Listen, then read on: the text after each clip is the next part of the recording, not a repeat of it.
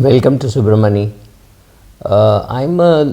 This video is little of my caveat tempter or be careful about what you are doing based on my tweets and my videos.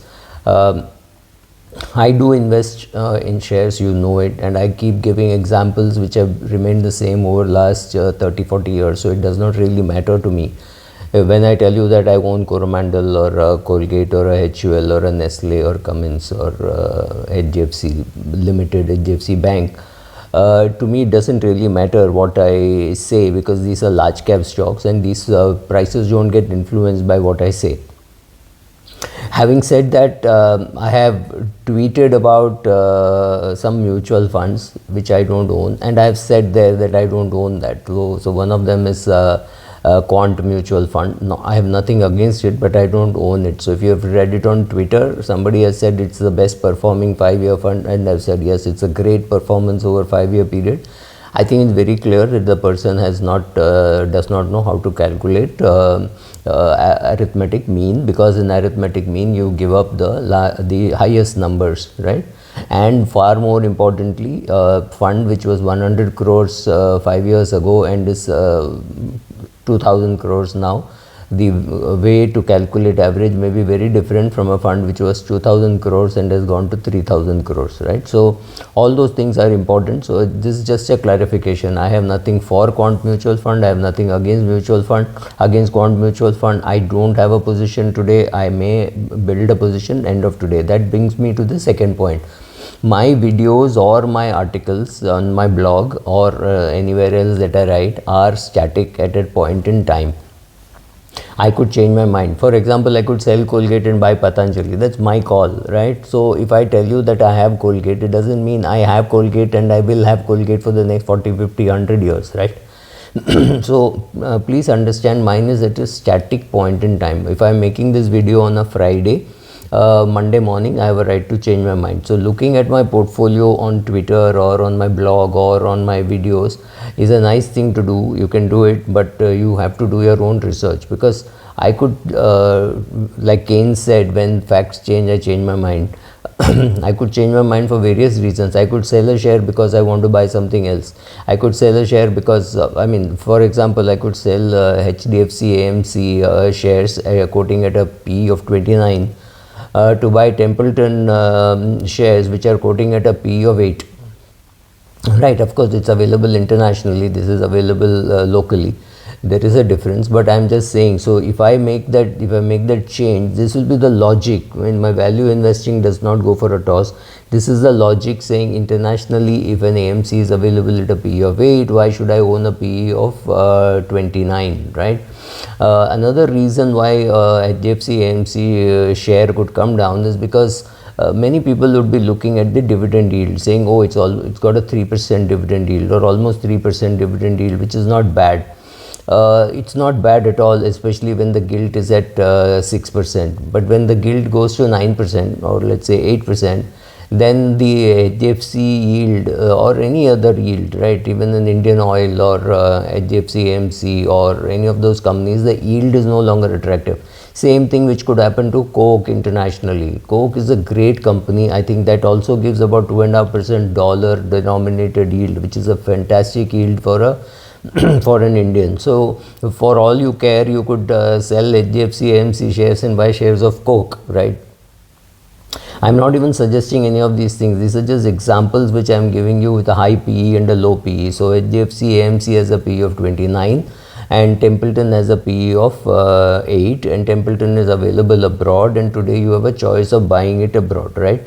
So those things matter. So could I change my mind? Maybe I could change my mind. Do I have HDFC AMC today? Now, not significantly. Do I have HDFC Life now? No, not significantly. In fact, I think that group is already missing Mr. Deepak Parekh, and the PE and the price to book ratio of HDFC Bank and AMC, everything is going for a toss, and I would say small toss, right? So there is selling. So when a person buys HDFC AMC share because he's getting a 3% dividend yield, it's no longer attractive when the gilt itself is available at 8 or 8.10. So what that person who bought it for yield will do is sell the share. So this brings you to the classic case when interest rate go up, asset prices fall.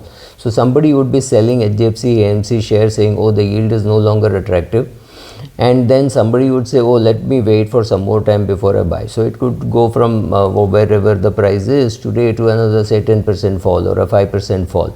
And to reverse that, the company will have to grow at 30%. To justify your PE of 30, you have to grow at 30%, and that I don't see happening, right? So here I am a fan of the HDFC group, but very clearly not a fan of HDFC AMC or HDFC Life. I don't like those valuations. I love those companies because they've got a very good franchise, they've got very good relationships, they will sell well, they've got very good fund managers, everything is fine, but the price I don't like. So I will wait for the price to correct before I buy. Of course I will be a buyer, but not at this price. So, and one more thing is, if you're looking at my write-up, I would be making a lot of mistakes also. I got out of sugar, I got out largely out of steel, then got back into steel. So some of the steel shares I still have, some I've sold off. Since I'm talking about the industry, I'll not talk of specific shares. I have 2-3 steel shares, and I've sold some of the remaining steel shares. I have no regrets in the sale, but I wish I did not know that the commodity cycle would turn both ways, right? So similarly, sugar, I'm not much there in sugar except 1 or 2 big shares of sugar which I hold and have been holding for a long time.